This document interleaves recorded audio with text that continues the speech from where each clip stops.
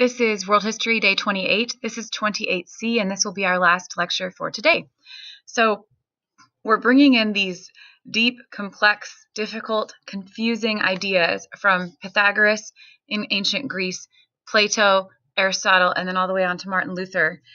And if you're not tracking with me during this part, I'm doing some kind of college level philosophy. So just write down the notes and move on to the next day if this doesn't make sense yet. For some people in the class, they are wanting this kind of depth.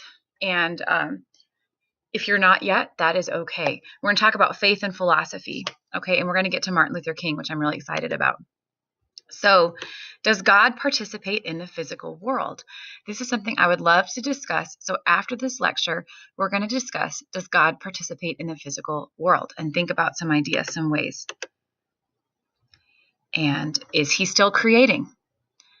Think about plants that you've seen. Think about sea creatures.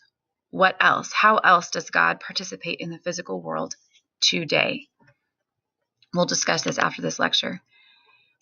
Apologetics, right here it says apologetics. This is not like the art of apologizing well, although that's good. But when we say the study of apologetics in conjunction with theology, what this means is using a well-reasoned defense for the existence of God, the validity of the Bible, and the importance of faith, these things. And some people are more interested in this than others, but there are people who really come to know the love of Jesus through a good apologetic reasoning. Aristotelian scientists sometimes reject arguments for God if they can't be proven experimentally. And we know, of course, some aspects of God are not going to be proven experimentally by what we can do on earth. If science and religion are being discussed, I would encourage each of us to focus on either a Platonic approach for science and religion or an Aristotelian approach for science and religion. Sometimes someone who is wanting to do science in an Aristotelian way basically says, well, your religion is true for you, but not for me.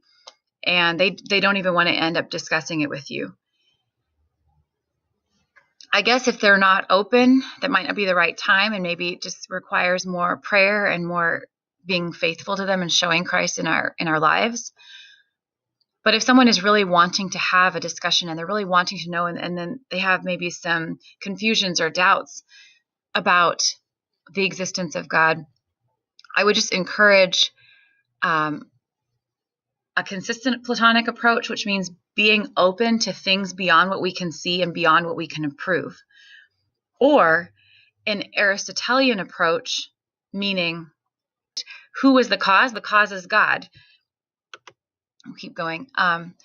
In contrast to Aristotle's moral virtue resulting from habit formation, Luther contends that the spirit of grace must transform our hearts. And that's Martin Luther here.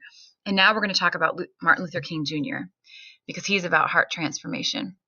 And I would say that King brilliantly bridges theory, and that's more Plato, with changed lives, and that's more what Aristotle needs to see. So both are important ultimately. 1 John chapter 4, read verse 10. Aristotle's ethics were rigorous, but they would be astounded by the New Testament teaching, would turn Aristotle up on his head. The spirit of love poured out into human hearts who are otherwise cold towards God. Aristotle would have said that hearts cold towards God would just keep going in that direction and would never change, and were not reformable, not redeemable. Aristotle, if he was our God, would have thrown us away a long time ago. We would have made too many mistakes. We would have seen God's goodness and turned away from it too many times, and Aristotle would say, there's no redemption for these people. But God pours the Holy Spirit into our hearts and gives us new life. Would have shocked Aristotle. Plato left that more open and possible that he could see something like that. In contrast to Aristotle, who basically says you treat people as they deserve. There are good people and bad people, and they're not going to change. The New Testament emphasizes love for one's enemies. You can look at Matthew chapter 5, verses 43 to 48. Aristotle instead said, who should you love? Your